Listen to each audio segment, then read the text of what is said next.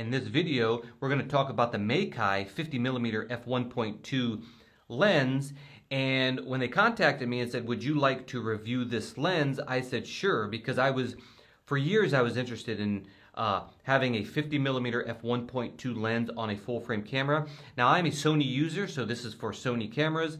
I actually use the Sony a7C if you've never been here to my channel before. Now you must know that 50mm is my go-to lens. I'm a 50mm photographer, although I dabble around in other focal lengths and sometimes I have to go with another focal length. But if I could glue a 50mm on my camera, it would be a lens on my camera, it would be 50mm. So first of all, this is pronounced Meike, and I see other people call it different names and all that, and I wanted to make sure before I do this video, am I pronouncing it right? So I emailed them back when they asked me if you want to review this, and I said, how do you pronounce the company's name? And this is their email to me.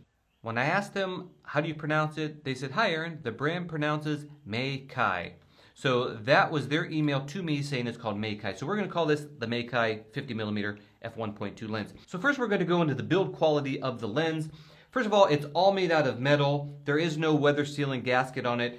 Nowhere did I find on their website that it's weather sealed in any way. But then again, I've had lots of lenses that weren't, so that's not going to be a deal breaker for me. And the weight of the lens, now I love small, lightweight lenses. That's why I have the Sony 50mm f1.8, and the kit lens that you guys know I use is light. The Sony Zeiss is light. When I was using zoom lenses, I was using the Tamron 28-75, and that's considerably light comparing it to other lenses. So I do like light lenses. However, when I put this on the Sony a7C, I never felt like it was overbearing or too heavy or too large. I mean, it felt pretty darn good. And when I'm saying it like I'm hesitating, it's like anything bigger or heavier than this, I start to kind of frown upon. But it felt good. I felt really good with this on my Sony a7C. So as far as the weight's concerned, it's great.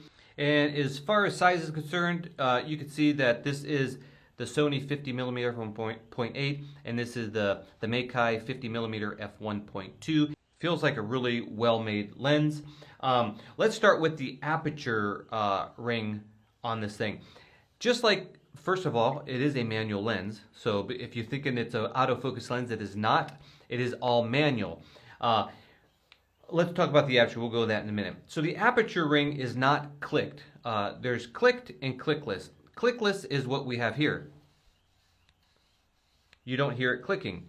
Clickable, when apertures are clicky, they click, click, click, click, click, click, and they go in their prominent position and stay there on some lenses. Other lenses are clicky, but they don't stay. The problem with that is if you want to shoot this at whatever you choose, let's say you want to shoot it wide open, you're at f1.2, as you're walking around, have you put it in your bag and pull it out, it probably will not be on f1.2 no more. It could easily drift on you, and when you're taking photographs, only when you realize like, oh man, I was on f2, not f1.2, and you have to, crank it down to f1.2. Now, when you're shooting wide open, it's not a big deal because I've had lenses that weren't clicked before, but as you're walking around, when I pull the lens and the camera and the lens up, I automatically, like I'm going to take it off of f1.2, I automatically just grab it and I just twist it real quick. I mean, it takes no time just to grab it, and then I start doing my photography. So it's easy to do. However, if you're doing a photo shoot and the background's too blurry and you're doing an environmental shot, you want to see stuff in the background, and let's say you have this set at f2.8, let's say, and you're doing photography and you go to squat down or you do something and you're telling the model the situation, that can drift in one way or the other, and it's not as easy just to crank it all the way to the right to go wide open. You have to look down and make sure you're still at whatever aperture you are at. That's why I wish all these manufacturers would start putting clicks in there so I know, hey, when it's there, and so forth. So yeah, no clicking. The next thing we're going to talk about is the focus ring. Now the focus throw on this, let's see if we can see the focus throw. Here's the focus throw. That's the focus throw.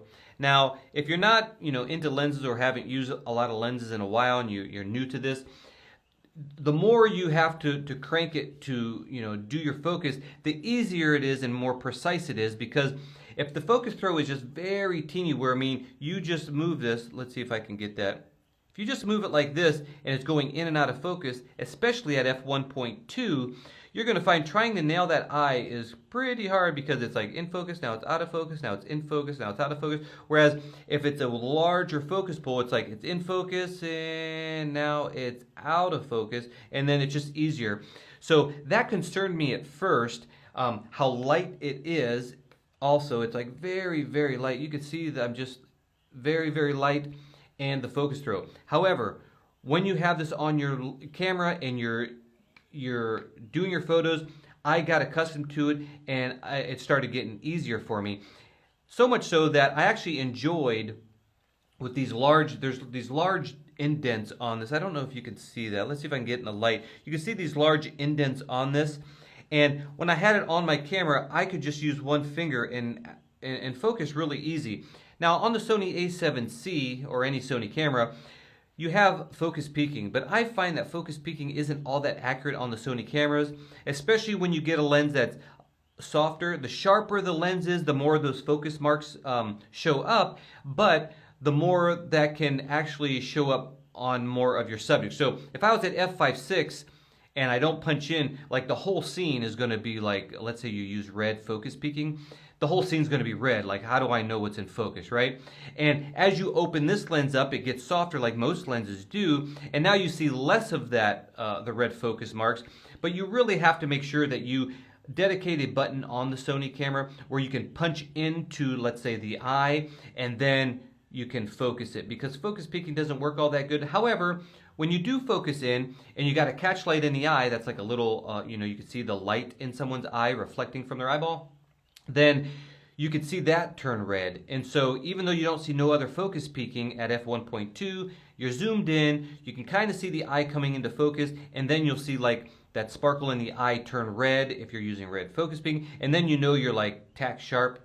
And so that's how I use it. You're going to have to punch in with this lens to make sure that you are in focus. If you're using a manual focus lens, it will slow you down, and yeah, I got used to it. Okay, so let's start talking about the image quality.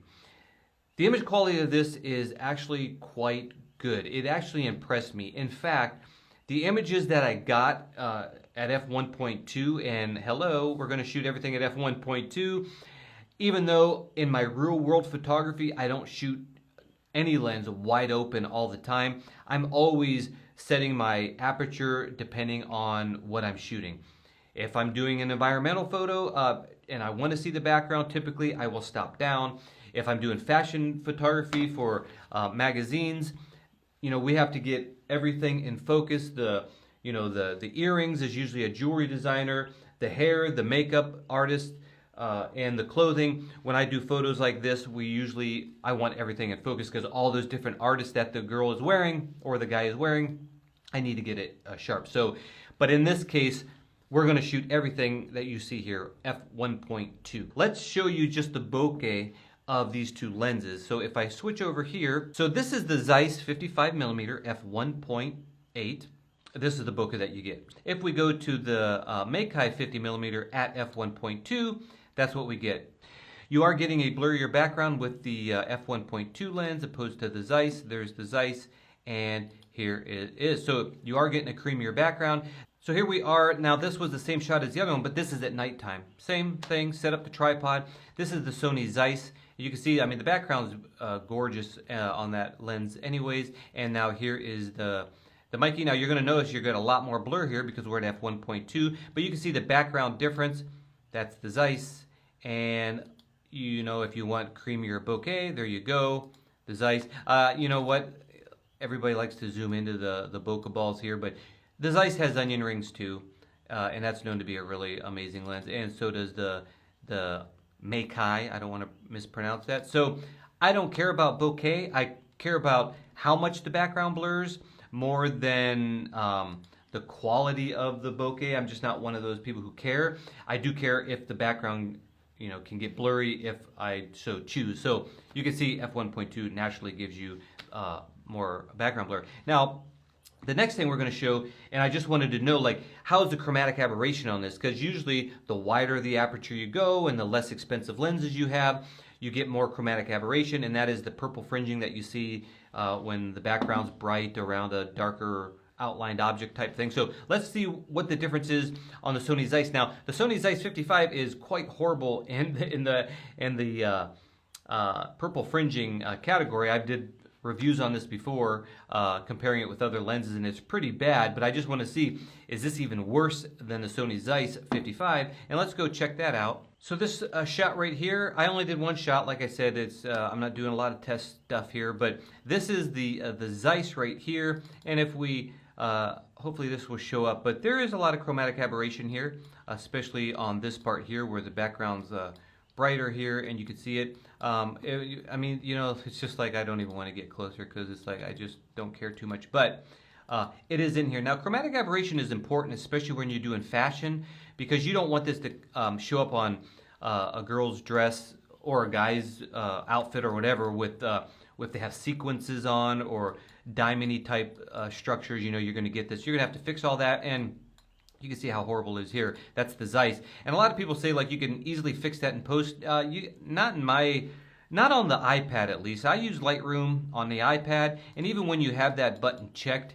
you know, it's still there. It's hard to get rid of, at least on the iPad version. Now, if we come over here, this is the Meike 50mm at f1.2, and you're going to see there is chromatic aberration in here. Let's be fair and zoom in. But I will tell you, it's less. It's less. And I'm going to, you know, you can see it all in here, and it is here, but it's actually less than the Zeiss, which is quite fantastic. So I'm going to show you this photo here. I really noticed it, like when I'm looking at my Lightroom, this is just a photo. This is like in Lightroom when you're looking at all your little like thumbnail type things.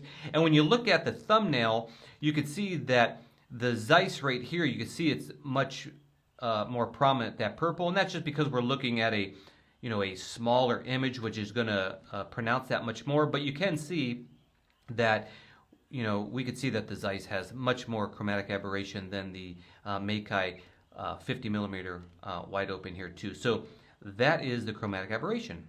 So now what we're going to talk about is close focus distance from the Zeiss, because the Zeiss isn't known for a very good close focus distance. That means how close can you get to your subject and get focus. Like if I'm this close, it's not going to focus, so I have to keep going back until it, you know, comes into focus. And so what I did on both of these lenses is, this is manual, but on the Zeiss I put it in manual as well. I put it in manual, and then I kept going closer and closer to the object you're about to see until I could see in my viewfinder that it was sharp, and then I took a photo. And that kind of gives you an idea of how close you can get. And this first shot right here, this is the Juggernaut action figure. This is I think a 12-inch action figure, so it's quite large. But this is as close as I could get with the Zeiss, which you can see he's he's filling the frame up and then some. And then this is as close as I can get with the Meike lens, which isn't as good. So you can see it's, you know, further out there. So that just means that with the Zeiss you can get closer to your subject and fill the frame up more than you can with the Meike, which is a little bummer because the Zeiss isn't known for that either. However, if you're doing typical portrait type work, then this shouldn't be a problem for you to get your frame filled up. You're not going to do no headshots, I don't think, but you could do, you know, easily a waist shot. So now, right when I got this lens, before I started doing, I did those tests there, and before I started doing portraits and stuff, I got this lens. I just wanted to shoot stuff, just to get used to the manual focus, see how it renders, and see how that f1.2 works out. When I started looking at these images on the back of the screen, I was like, whoa, these look really, really nice. Then when I took them into Lightroom, I was really impressed. Now, all these photos have been, you know, touched in Lightroom. I process all my photos. I don't just shoot stuff and usually just leave it. So you're going to see all these with my own color grades on it. Okay, now this is subjective. This is the most subjective thing I can possibly show you guys is the render quality of a lens, if you like it or not. I absolutely love it. My dog, Linda here, sitting on the steps, took a photo of her. Manual focus, like I just told you, by punching in on her eye, and I love the quality of this lens. The way this lens renders is beautiful. Look at the out of focus areas here. Everything's soft and it just falls off from her face here. I mean, it's just, I love it. Let's go to the next one. So we were in Longhorn, and I said, hey, let me do some shots. I took the shot, and it just renders beautifully. I can't express how beautiful this lens is. And do we need to, what's the sharpness of the lens? People want me to zoom in. The sharpness is great. At f1.2, the sharpness, if you're going to compare this to a G Master that's clinically perfect, or at least close to perfect, and of course this lens isn't going to win. But if you're just talking about overall render quality and beauty, this lens has it. I mean, I just absolutely love it. So here's another shot here. This was the photo I just took of, and then I said, let me shoot on the next table. And again, look at it, just beautiful. And it's a beautiful render. I mean, there's enough detail here that just, it's great. I can't tell you enough, it's not clinically sharp. Here's some other decorations there. Again, look at the fall off of the blur is amazing. Here is, I just got a little closer and angled it so I can get some of the bokeh balls in the background. The color, now of course I colored this, but the color and the contrast of this lens was absolutely spectacular. I really, really liked it. Stopped at a red light. I said, hey, let me take a shot. So I took a shot of a car here, just through my window, and look at the way that renders. Are we supposed to zoom in and show you guys? I don't know if you can see the sharpness, but at f1.2, shooting through glass, the sharpness is there, the detail is there, it looks great. Here's a black and white shot that I took of just my car mirror. I'm shooting through a window at my mirror, and at f1.2 I focused right here by punching, doing the, punch in or zoom in, whatever, to see if it's in focus. And I made sure I focused here. Now I added my own grain to these because I think grain looks beautiful when you add it in post. Now here's another shot. This is just right behind me where I film here. That is seeing what it looks like, just to see that how shallow that depth of field is. You could just see the textures in the wall there, and it's sharp enough. I mean, it's not the sharpest lens I ever had. It's not as sharp as the Zeiss. Now here's going upstairs to my upper floor in my house here. The morning light came in and made this cool pattern, and you could just see that I focused right here, and you could just see the fall off is beautiful. The gradients are gorgeous. This, I just shot this right outside my kitchen window, again through a window, and the morning sun is coming over to the side here, and just look at this. Now you zoom in on this, we're shooting through glass yet again, and you're not going to see biting, clinically sharp, but that's the beauty of this lens. It produces gorgeous, gorgeous images. This is just going up some steps. I saw some morning light coming in, and I focused right around here, and at f1.2, this is just a picture. Now this was really low light here. It looked bright out there, but it wasn't very bright at all. And I just wanted to just shoot stuff around the house, seeing how shallow that depth of field is. And you can see like right here, f1.2, and right here it's very, very thin. So only this section, well, I can't even follow it. Only this right here is in focus. So now this shot here, we were in Old San Juan. I'm going to show you a photo shoot that me and my wife was doing. But as we were walking, this bride here was going to get out. And we waited and waited and waited, but it took too long, so we just left. But I took a shot of this scene anyways. And this is at f1.2, guys. I mean, if that's not sharp enough for you, that's like, it's great. I love the lens. I really like it. And now we were at a fashion show, and we were getting back to our hotel, and I parked the car in a parking structure. As I walked down, I saw this cool shot here. I actually focused on the glass, and it's just some type of diner with chairs in there, and I just thought it was kind of a cool shot, and it looks kind of pretty. This is my wife here. I just got the lens, and I said, hey, let me just see what this looks like and see if the close focus distance can focus on my wife while we are both in the car. I'm sitting in the driver's seat, she's sitting in the passenger seat, and as we talked about close focus distances, you can see that it's a medium shot. I'm in a car, and we were able to pull it off. Now this is color graded. I made this look like this on purpose, just trying with different color tones and stuff in Lightroom, and it's an absolutely pretty photo. What can I say? Here's my dog. Now look at this gorgeous rendering. This is at f1.2, and I punched in, I focused on her eye here, and it's just gorgeous. Look at the fall off and all that. So now what we're going to do is we did more of a proper photo shoot with this lens, all at f1.2. So let's go show you that. This is my wife. We're eating again, focused on her eye, and you can see At f1.2, you're not going to say like, ooh, that's biting sharp, but it's the gorgeousness of the render. Here we are out in Old San Juan, and I took this lens out specifically to do this photo shoot here, and love, love, love this shot here. Here's another one. I was down the street, I got low to the ground, and my wife said, hey, let me hang on this light post here. So there we are, took some shots, and it turned out great. Now it's harder to focus on stuff when they're further away to f1.2 because everything seems fairly soft at that point, because, you know, like if I'm to focus on her face, she's so far away it's kind of hard. And then this is a shot here, just beautiful. I mean, I can't say it enough.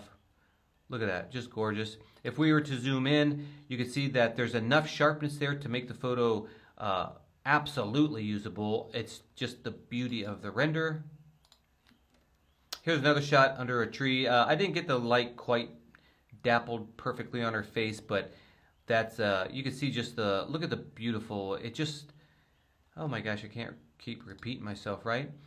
This is a street that we'd love to shoot on right here, and you can just see the out of focus rendering is beautiful here. You can see how look at that, just razor thin at f1.2, and she's standing right in that plane of focus, and it looks great.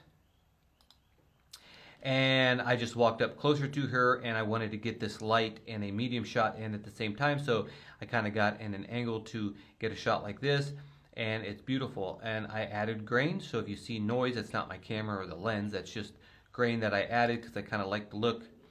And beautiful. Look at the background. I mean, yoo-hoo, that's great. And here's another one. She's standing on kind of like a planter, because I kind of wanted to get these in the background, so this was the only way we could do it, by her standing up there. And again, it's gorgeous. Now I'm going to show you some more photos. Now this is where this thing shines at f1.2.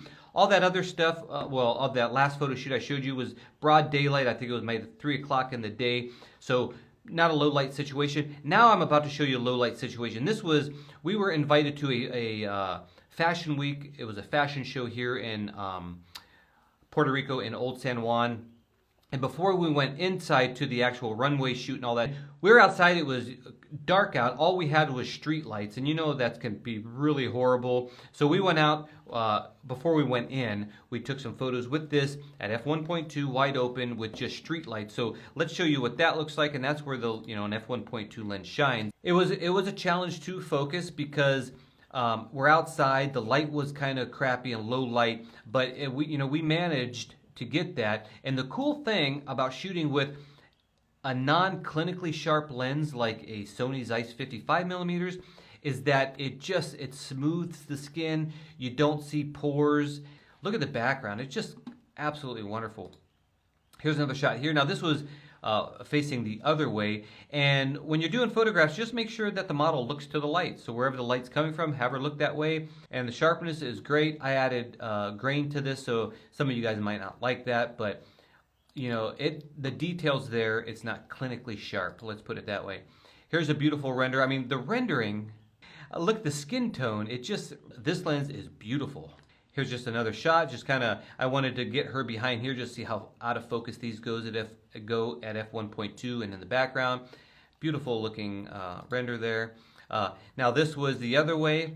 You can see this here, I had her sit here and just go in this position with that background there to see how that would blow out, and it's just amazingly gorgeous. Now this was that same light as all these actually, but I just wanted to get closer to her just to see the detail here, to see how the bokeh works out. So now what we're going to do is just show you some shots inside the runway. I didn't have the greatest seats. I was like 3 rows back, but I said, hey, let me see if at f1.2 if I can manually focus the girls walking down the runway, and they were walking pretty fast. But let's just show you some shots from that event here. Now before we went in, when I was photographing my wife, this couple was out there and someone used an LED light to light them, and I just want to say, let's see if we can, nail focus here, and how does it look like at f1.2, and it looked amazing. Again, I added my own grain.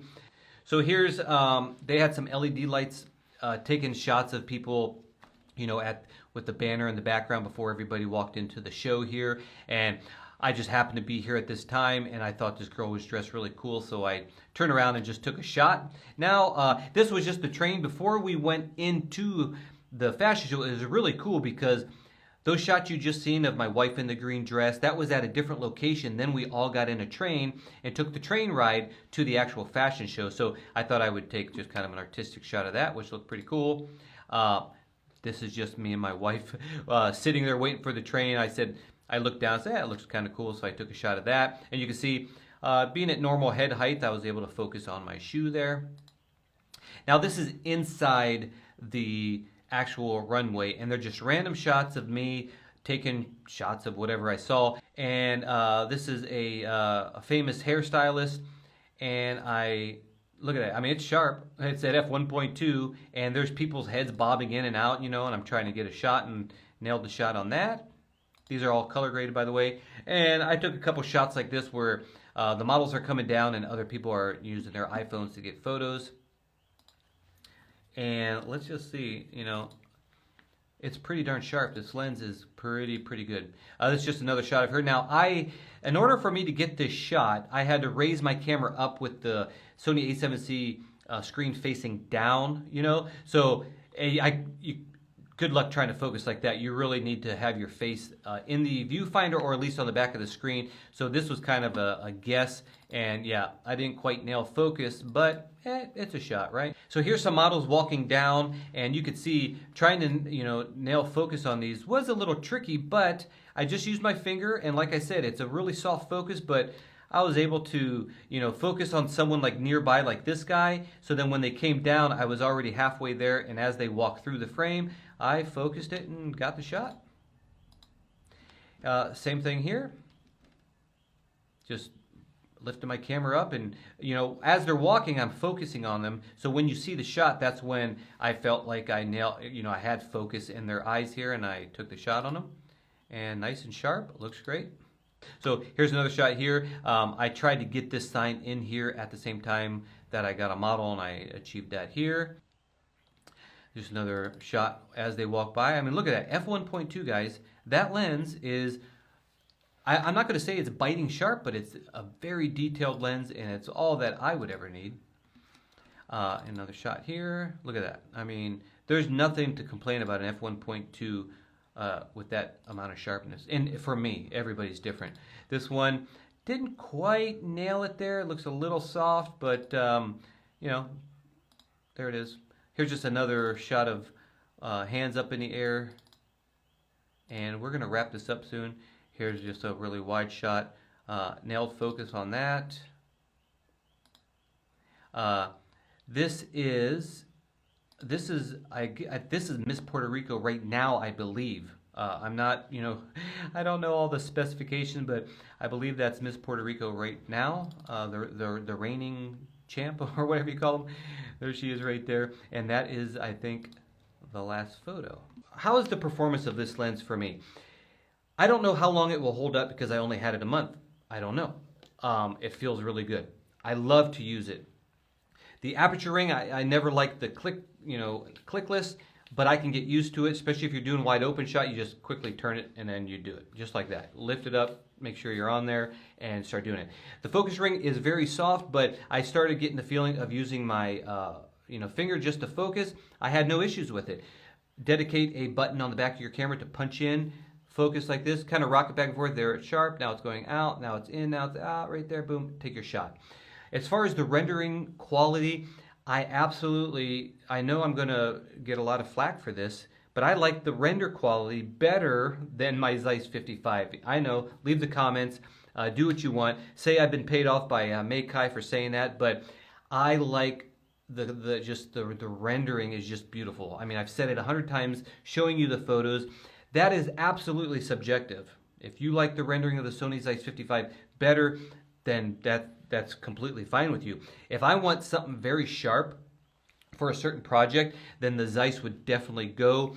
However, this lens is great. Now, I didn't do a lot of shots stopped down, but as you stop this down, this lens gets it gets sharp. It's just as sharp as anything I would ever need or want. Wide open. It's not biting, ridiculously sharp. It's the quality is there as I showed you, and the fall off of that bokeh is so beautiful. The color is so beautiful that if I'm going to do a portrait shoot and I don't mind or have the time to do manual focus, I would use this lens over the Zeiss any day. I enjoy doing that with my wife. Having that f1.2 out at dark like that, we're, what did I say, 60th of a second as 1000 ISO, and f1.2 images look great. If you're going to do this for professional, for I do all these, I've showed these 100 times. This is my photo here. I've got just, that's my photo there. This isn't a photo book, it's a magazine that's on the shelves at the store. And all these magazines, I have photos. I didn't do the covers of these ones. I have photos in here. I was at the shoot, did some photos that are inside here.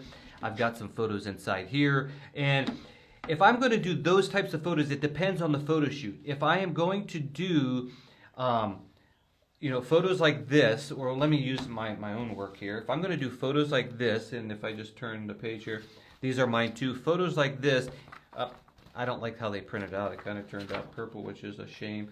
And these are, this is mine over here. It's mine. If I'm doing, can you see that? If I'm doing photos like this, I want a sharper lens because I need to get the details in the jewelry and all that.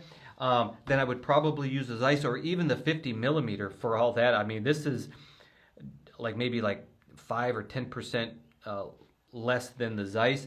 Stopping this down, and I usually use all these stop down to do that, it's going to be great. I'm not going to babble anymore. This lens is my choice for doing portraitures and photo shoots that don't require high sharpness or edge-to-edge sharpness, because the edge-to-edge sharpness is not even close to the Zeiss. The center sharpness isn't close to the Zeiss, but the rendering quality I prefer. Let me know if you have any questions, and like I said, in the description you will find out where you can get your own Meike 50mm f1.2, and we will talk to you next time. Goodbye.